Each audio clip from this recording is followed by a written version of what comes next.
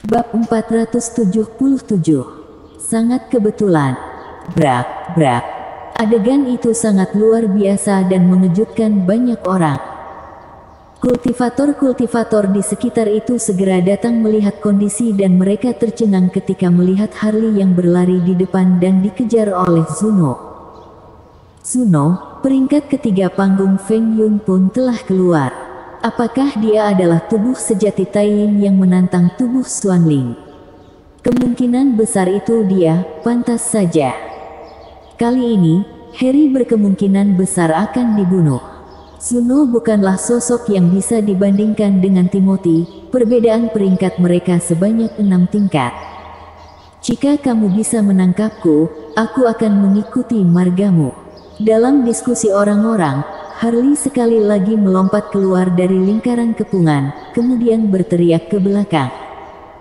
Aku pasti membunuhmu. Karena dimarahi di depan umum, ekspresi Zuno semakin muram lagi. Dia terlalu meremehkan Harley, maka dari itu Harley memanfaatkannya.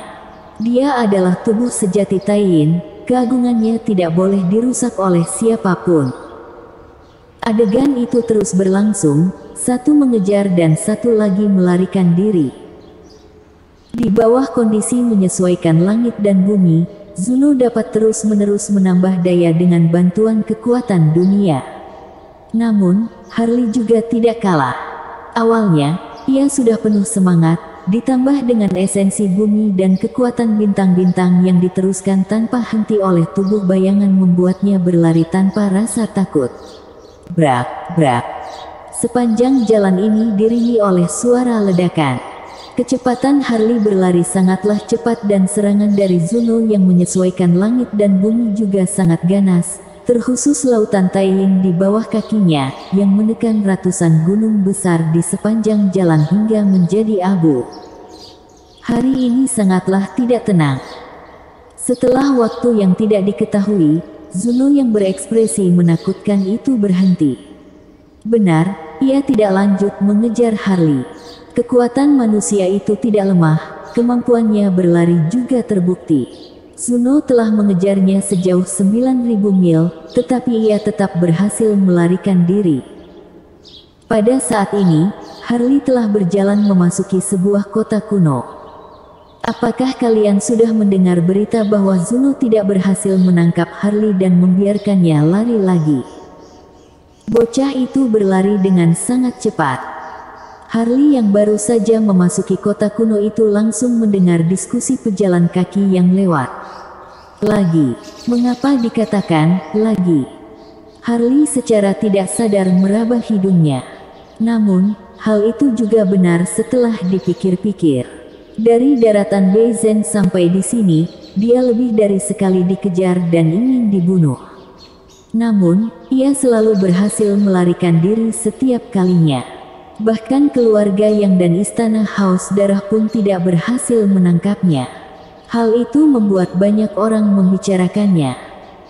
Dalam diskusi orang-orang, Harley telah berjalan memasuki sebuah bar, kemudian duduk di tempat dekat jendela dan memesan sebotol bir. Dia melihat keluar dengan tenang sambil meminum bir. Aku sudah keluar terlalu lama, tidak boleh bertindak liar lagi. Harley bergumam. Setelah menghabiskan sebotol bir ini, aku akan langsung kembali ke Sekte Heng Yue. Berbicara tentang Sekte Heng Yue, bayangan Fancy secara tidak sengaja muncul di benak Harley lagi. Pada saat itu, meskipun jiwanya belum kembali ke tempat, ia bisa merasakan kesakitan yang dirasakan Fancy. Mungkin karena terlalu merenungkannya, Harley tidak menyadari bahwa seorang pemuda berpakaian biasa telah duduk di seberangnya. Aku telah berjalan sepanjang jalan, bolehkah aku meminta minum? Pemuda berpakaian biasa itu tersenyum. Harley tiba-tiba sadar, dia menoleh dan melihat pemuda berpakaian biasa itu. Pemuda ini terlahir tampan, sudut wajahnya terlihat jelas. Ia memiliki temperamen yang terasa santai, namun tidak bisa menyembunyikan ketajaman di dalam tubuhnya. Dia memiliki rambut berwarna hitam, tubuh yang tegak, mata yang seperti bintang, yang dalam dan tidak berujung. Apakah kita kenal? Harley sedikit tercengang, jelas bahwa ia tidak menduga ada yang akan meminta minum padanya. Karena kita dapat bertemu di lautan manusia yang luas, maka kita berjodoh. Pemuda berpakaian biasa itu juga tidak menganggap dirinya sebagai orang asing. Dia mengambil botol bir dan menuangkan segelas bir untuk dirinya. Dia berkata, lagi pula, kita memiliki nama yang sama, yang lebih menunjukkan takdir kita. Nama yang sama. Harley tercengang. Namamu Herikin, namaku juga Herikin. Kebetulan, bukan? Begitu pemuda berpakaian biasa itu mengatakan hal tersebut, Harley langsung menyemburkan bir yang baru saja ia minum ke wajah pemuda berpakaian biasa itu. Aku hanya meminum segelas bir darimu, perlukah begitu keterlaluan? Pemuda berpakaian biasa itu tampak tenang, ia menyeka wajahnya yang penuh dengan bir itu dengan tangan hingga bersih. Namamu Herikin juga. Harley menatap pemuda berpakaian biasa itu dengan tercengang. Kebetulan, kan? Terlebih lagi, dulu peringkatku di panggung Feng Yun juga pada peringkat 90-an. Begitu ucapan tersebut keluar, sudut mulut Harley berkedut keras dan ekspresinya menjadi sangat aneh. Bagus. Membuat masalah dengan nama orang lain dan menambah banyak musuh. Hari ini malah bertemu dengan pemilik nama itu. Hahaha. Harley tampak canggung, ia tersenyum dan berkata, kebetulan sekali. Melihat ekspresi canggung Harley, Harry menopang wajah dengan satu tangan dan melihat Harley dengan penuh minat, lalu berkata, teman seiman, apakah aku pernah menyinggungmu sehingga kamu memperlakukan aku seperti itu? Salah paham, itu hanya salah paham. Harley tersenyum. Baik salah paham atau kebetulan, itu tidak masalah. Aku bukan datang untuk menanyakan kesalahanmu. Lagi pula, aku juga tidak mampu bertarung denganmu. Harry mengambil botol bir lagi dan menuangkan segelas bir untuk dirinya, lalu berkata, aku datang mencarimu karena ada yang ingin menemuimu. Menemuiku. Harley sedikit tercengang dan berkata, siapa yang ingin bertemu denganku? Kamu akan tahu setelah pergi. Harry meminum segelas bir, kemudian juga tidak lupa untuk merenggangkan tubuhnya dan berkata, ayo. Aku akan membawamu pergi, setelah itu aku akan mencari tempat yang tenang untuk memancing ikan. Huk. Harley mengangguk, hatinya merasa aneh namun tetap mengikutinya. Harry berjalan di depan untuk memimpin jalan, keduanya berjalan memasuki formasi teleportasi dari kota kuno ini. Kemudian mereka menggunakan dua formasi teleportasi kuno dan tiba di depan pintu sebuah taman kecil kota kuno. Nah, ini tempatnya. Sambil berbicara, Harry berjalan masuk terlebih dahulu. Harley melihat ke sekitar, kemudian mengikutinya masuk. Setelah masuk, ia melihat seseorang yang membelakanginya. Sosok tersebut memiliki tubuh yang ramping, tubuhnya tegak bagaikan gunung. Dengan berdiri di sana, dia tampak seperti monumen yang tidak bisa jatuh. Meskipun ia tidak menyebarkan aura, namun membuat Harley merasakan tekanan yang sangat besar. Guru, aku sudah membawanya datang. Harry telah maju dan memberi hormat. Pergi lakukan pekerjaanmu. Sosok itu tidak berbalik badan dan hanya melambaikan tangan. Mendengar ucapannya, Harry berbalik badan dan keluar. Ketika melewati Harley, dia tidak lupa untuk melakukan transmisi suara untuk mengingatkannya. Dia berkata, guruku tidak toleran sepertiku dan sifatnya sangat aneh. Berdoalah untuk diri sendiri. Paham? Harley mengangguk. Meskipun merasa aneh, ia tetap maju dan memberi hormat kepada senior. Sosok itu kemudian perlahan berbalik badan. Ketika Harley melihat penampilan aslinya, ia tercengang. Sosok ini bukanlah orang lain, bukankah dia adalah Alones? Guru Harry adalah Alones. Murid Alones adalah Harry. Harley kebingungan hingga menggaruk kepala. Ternyata nama yang ia gunakan beberapa hari ini adalah murid Alones. Untung saja orang lain tidak tahu bahwa Harry adalah murid Alones. Jika tidak, aku tidak tahu berapa banyak masalah yang akan kubawakan untuk Alones. Harley bergumam di dalam hati. Di sini, Alones menatap Harley dengan tenang. Dia kemudian berkata, "Di mana Rizka Nanming?" Rizka Nanming. Harley tercengang ketika mendengar nama ini. Ia tidak pernah menduga Alones akan bertanya tentang dia. "Aku tidak tahu." Setelah tercengang sejenak, Harley menggelengkan kepala dan berkata, "Sejak keluar dari Gunung Ratusan Ribu, aku tidak tahu keberadaannya." Mendengar ucapannya, Alones terdiam, matanya memancarkan sinar ketidakjelasan dan darah mengalir keluar dari sudut mulutnya. Melihat kondisi itu, Harley mengerutkan kening. Dengan melihat sekilas, ia mengetahui bahwa Alones terluka dan lukanya sangat aneh. Hal itu mengejutkannya. Apakah ada orang dari dinasti Dacu ini yang bisa melukai Alones? Mungkinkah Rizka yang melukainya? Makanya dia ingin membalas dendam. Harley menebak seperti itu di dalam hatinya. Memikirkan hal ini, Harley menatap Alones dengan berhati-hati dan bertanya, "Senior, apakah Rizka yang melukaimu?"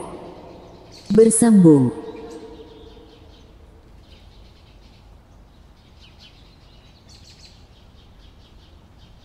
Bab 478. Bertemu lagi dengan kenalan. Pernahkah dia membawamu ke istana bawah tanah di kota kuno Tianlong dan melihat batu itu? Terhadap pertanyaan Harley, Alones tidak menjawab, melainkan menatap Harley dan bertanya padanya. "Aku pernah melihatnya." Harley mengangguk dengan panik dan sedikit cahaya ketakutan melintas di matanya. Dia berkata, "Ada sesuatu yang hidup di dalam batu itu dan sangat kuat." Sambil berbicara, Harley sepertinya memikirkan sesuatu dan segera melihat Alones. Dia bertanya, "Apakah senior juga pernah pergi?" "Aku tidak pernah pergi, tapi kota kuno Tianlong hampir musnah karena sesuatu yang ada di dalam batu itu." Ini, Harley seketika terkejut, ia tidak pernah tahu tentang hal ini. Bukankah dia sudah disegel?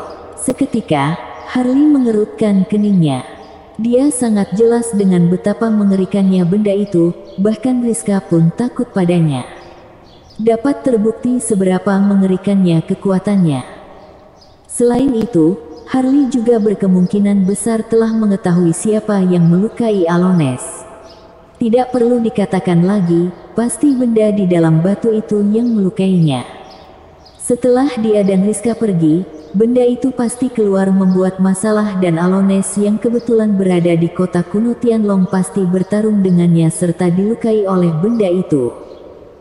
"Senior, benda apakah itu?" Harley menatap Alones dengan kebingungan. Roh jahat yang memiliki kecerdasan dan penuh dengan dendam yang kuat.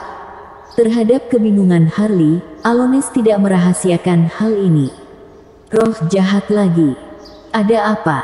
Apakah kamu pernah menemuinya?" Alones melihat Harley dengan aneh.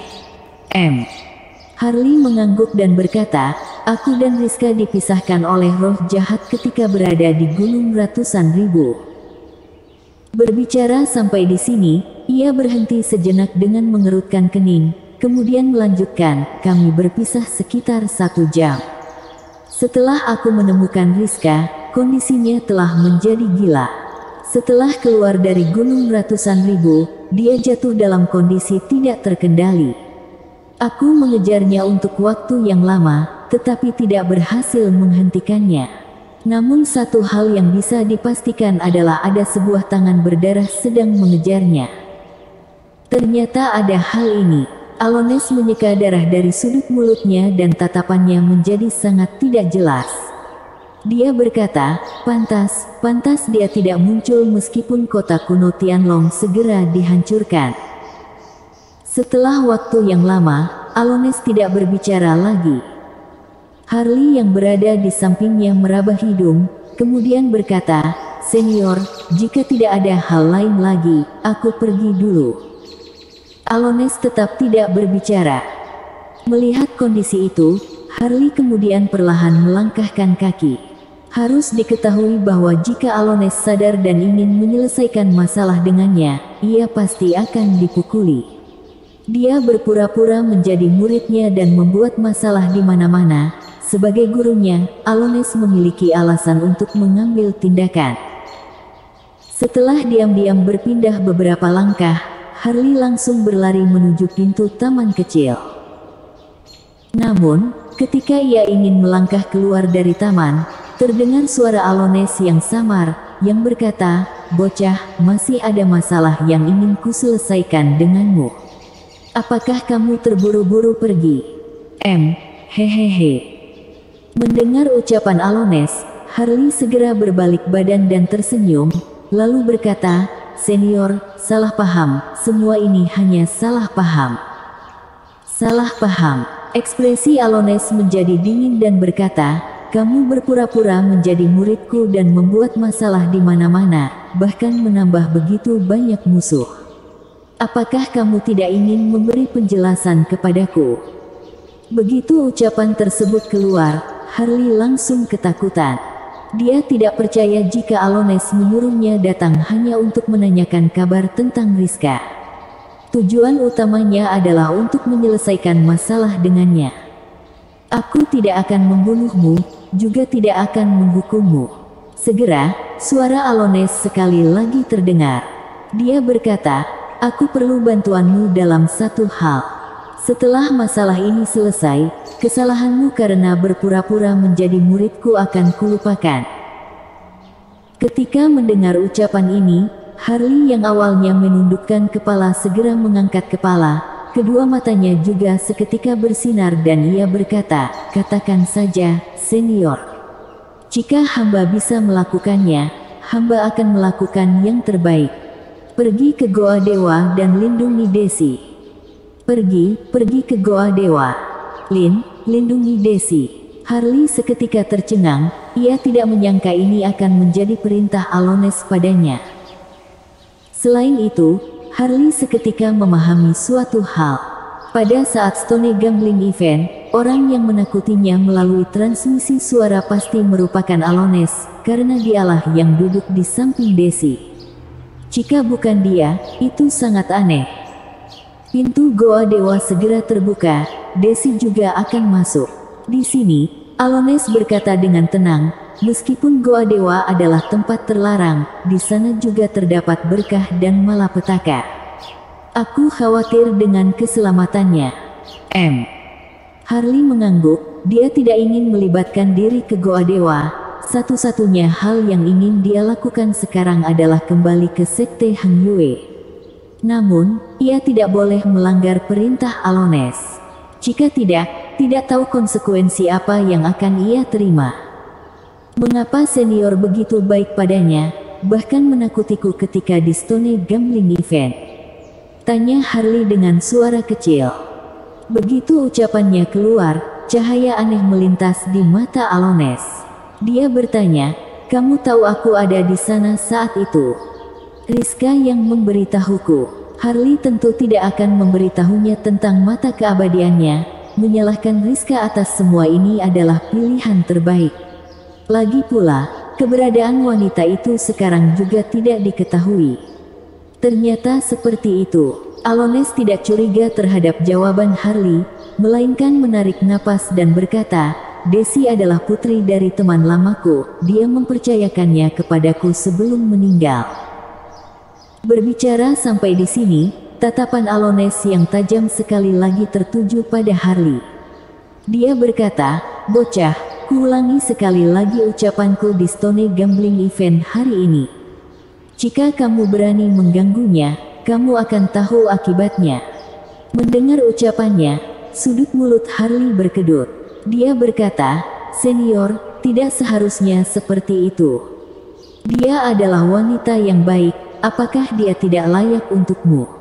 "Ini adalah dua hal yang berbeda." Harley berkata, "Harry, muridmu itu juga tidak buruk dan mereka berdua tampak cocok. Jangan melawan." Alones menendang Harley keluar, kemudian melakukan transmisi suara, yang berkata, "Ingat ucapanku, jika terjadi sesuatu pada Desi di Goa Dewa, aku akan meminta pertanggungjawabanmu." Di luar taman, Harley telah melarikan diri dengan cepat. Setelah tiba di jalan raya, Harley menghela napas lega. Dia diam-diam memarahinya terlebih dahulu, kemudian mengeluarkan peta dan menemukan posisi Goa Dewa dengan akurat. Apakah itu bisa diandalkan? Harley bergumam di sepanjang jalan, semoga Goa Dewa tidak seaneh gurun terlarang. Ketika sedang berjalan, Harley mengangkat kepalanya dan merasakan dua jenis aura yang familiar. Ketika mengangkat kepala, ia dengan mudah melihat dua bayangan yang familiar dari kumpulan orang-orang. Dilihat lebih dekat, bukankah itu Aaron dan Harrison Sekte King Yun? Kedua orang itu berjalan dan tidak sadar bahwa Harley sedang melihat mereka. Namun, raut wajah kedua orang itu tampak buruk, terkhusus Aaron, yang terlihat darah mengalir keluar dari sudut mulut. Awalnya, Harley ingin menghampiri mereka dan langsung bertarung, karena pada pengepungan saat itu, Sekte King Yun juga berpartisipasi. Jika melihat murid Sekte King Yun dan Sekte Zheng Yang, dia sangat ingin membunuh mereka. Namun, dia tiba-tiba berhenti ketika ia ingin beraksi, karena ia merasakan kekuatan yang familiar dari tubuh kedua orang itu, yaitu jiwa naga kuno mistik. Kutebak, kedua orang ini pasti dipukul oleh inang Sekte King Yun. Harley meraba dagunya. Meskipun ia tidak pernah melihat Herman, inang Sekte King Yun, dia seharusnya memiliki karakteristik yang sama dengan Clifford. Karena memiliki karakteristik yang sama dengan Clifford, tentu saja juga sama dengan Zendi. Jika kekuatan manusia seperti ini meningkat dan menjadi hebat, mereka akan menjadi seperti anjing, yang menggigit siapapun yang mereka tangkap, seperti Zendi. Jadi, Aaron dan Harrison, sebagai murid pewaris pertama dan kedua Sekte King Yun, mereka pasti dihajar oleh Herman, seperti Zendi yang menghajarnya dengan Yogi, Harley dan yang lainnya. Jika seperti itu, aku benar-benar merasa kasihan atas kemalangan kita yang sama. Harley meraba dagunya lagi. Sambil berpikir, ia melangkahkan kaki dan berdiri di depan kedua orang itu. Dengan tiba-tiba munculnya seseorang di depan, Aaron dan Harrison tiba-tiba terkejut. Selain itu, ketika melihat topeng hantu yang dikenakan Harley dengan kata "dendam" di dahinya, tubuhnya seketika merinding dan berkata, "Harry." Ketika mengucapkan nama Harry, kedua orang itu segera mundur dan melihat Harley dengan ekspresi ketakutan. Beberapa hari ini, Harry bisa dikatakan sangat liar, yang terus-menerus menyerang. Dia membunuh lebih dari setengah dari 100 murid teratas panggung Feng Yun. Dewa pembunuh panggung Feng Yun muncul di depan mereka, tentu saja mereka merasa takut. Selain itu, mereka sama sekali tidak berani bersantai. Ketika melihat ekspresi senyum Harley, mereka merasakan sesuatu yang tidak betul dan telah bersiap-siap untuk bertarung atau melarikan diri. "Jangan takut, aku tidak memukul kalian." Harley sepertinya tahu bahwa kedua orang itu merasa takut. Dia tersenyum melihat mereka dan berkata, "Kalian berasal dari Sekte King Yun Nanchu, kan?" Kedua orang itu mengangguk dengan panik, tetapi mereka segera menggelengkan kepala lagi. "Kalian mengangguk, kemudian menggelengkan kepala. Apa maksudnya?" Harley menatap Aaron dan Harrison dengan kebingungan. "Kami tidak ingin menyembunyikannya dari kakak seperguruan. Dulu, kami adalah murid Sekte King Yun, tapi sekarang tidak lagi." Aaron tersenyum paksa. Ketika berbicara, darah mengalir keluar dari sudut mulutnya. Mendengar ucapannya, Harley mengangkat alis dan bertanya, "Ada apa? Apakah kalian telah pergi dari Sekte King Yun?" Bersambung.